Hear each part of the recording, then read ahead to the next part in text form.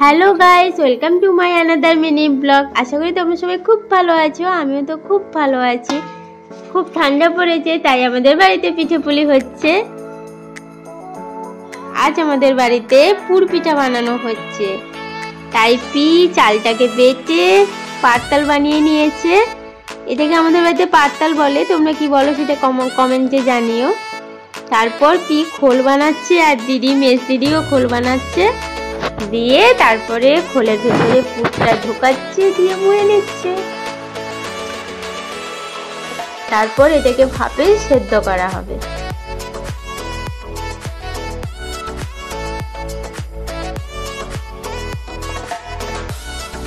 তোমাদের বাড়িতেও পিঠে হচ্ছে কারোর বাড়িতে, তোমাদের আমাকে কমেন্টে জানিও।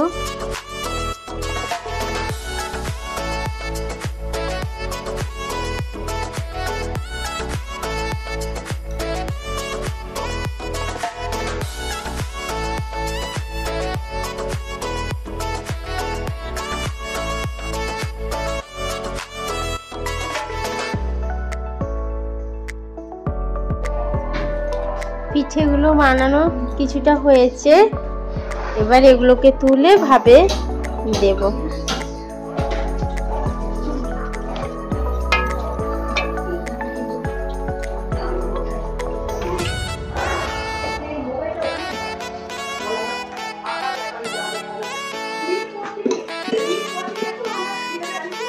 এগুলো দেওয়া হয়ে গেছে, এগুলোকে আমি এবার রাইস কুকারের মধ্যে দেব।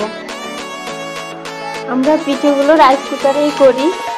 আগে থেকে জলটা আমি দিয়ে রেখেছিলাম, জলটাই ভাপ উঠে গেছে। এবার এর মধ্যে পিঠেগুলো দিয়ে দেব।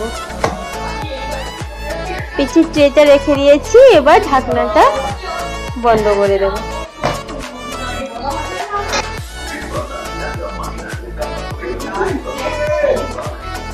আমাদের পিঠেটা হয়ে গেছে, এটাকে এবার ভাপ থেকে নামাবো।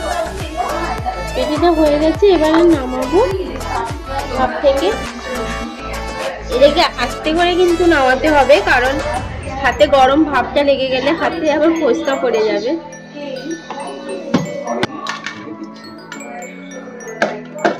ঠান্ডা হলে এর ঘামগুলো শুকিয়ে যাবে, তারপর গরম গরম পরিবেশন করতে হবে।